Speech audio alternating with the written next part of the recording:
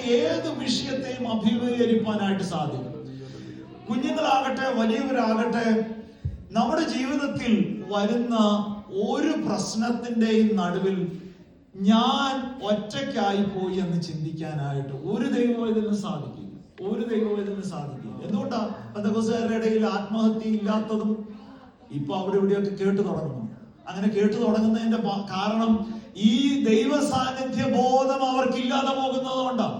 കർത്താവ് എന്നോട് കൂടെ ഉണ്ടെന്നുള്ള ബോധ്യമില്ലാതെ പോകുന്നതുകൊണ്ടാണ്. ഈ ലോകത്തിൽ ഏറ്റവും കോൺഫിഡന്റ് ആയിട്ട് ജീവിക്കുന്ന ഒരു സമൂഹം ഉണ്ടെങ്കിൽ അത് ദൈവമക്കളാണ്. സ്തോത്രം. കർത്താവ് പറഞ്ഞു, ഞാൻ നിങ്ങൾക്ക് സ്ഥലമൊരുക്കുവാനായിട്ട് പോകുന്നു. ഞാൻ പോയി സ്ഥലമൊരുക്കിയാൽ പിന്നെയും വന്ന് നിങ്ങളെ എന്റെ അടുക്കൽ ചേർത്തുകൊള്ളാം എന്ന് പറഞ്ഞ് കർത്താവ് പറഞ്ഞു, നിങ്ങളുടെ ഹൃദയം കലങ്ങിപ്പോകരുത്. സ്തോത്രം. ഹല്ലേലൂയ. ഏറ്റവും ഉറച്ചു നിൽക്കുവാൻ കഴിയുന്ന ഒരു സമൂഹം ദൈവമക്കളാണ്. സ്തോത്രം. കർത്താവ് പറഞ്ഞത്, ഞാൻ പോയി കഴിഞ്ഞാൽ പരിശുദ്ധാത്മാവെന്ന ഒരു കാര്യസ്ഥനെ നിങ്ങൾക്ക് അയക്കും. അവൻ നിങ്ങളെ സകല സത്യത്തിലും വഴി നടത്തും. ഒരു കാര്യസ്ഥനായി, ടീച്ചറായി കൂടെ ഇരുന്ന്, കംഫർട്ടറായി കൂടെ ഇരുന്ന്, ആലോചനക്കാരായി കൂടെ ഇരുന്ന് നിങ്ങളെ വഴി നടത്തും. സ്തോത്രം.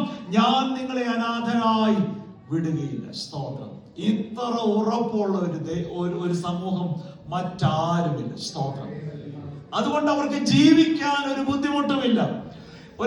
ഒരു ദൈവവൈതലിനെ സംബന്ധിച്ചിടത്തോളം മുന്നോട്ട് അടുത്തൊരു നിമിഷം ആയുസ്സുണ്ടെങ്കിൽ അത് ഭയം കൂടാതെ ഇത് മതിയെന്ന് പറഞ്ഞ്, ഹല്ലേലൂയ, സ്തോത്രം, സ്വയരക്ഷയ്ക്കായി പലരും ലൈസൻസ് ഒക്കെ എടുത്ത് തോക്കൊക്കെ മേടിക്കും.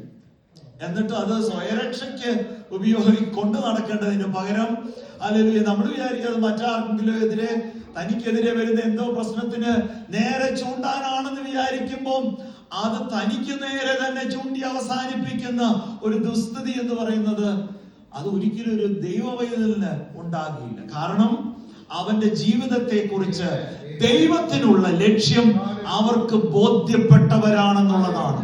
എനിക്ക് ബോധ്യമുണ്ട് എന്റെ ജീവിതം കൊണ്ട് കർത്താവിന് എന്താണ് ലക്ഷ്യം, എന്റെ ജീവിതം കൊണ്ടുള്ള പർപ്പസ് എന്താണെന്ന് ബോധ്യമുള്ളവരാണ് ഒരു ദൈവവൈതൽ.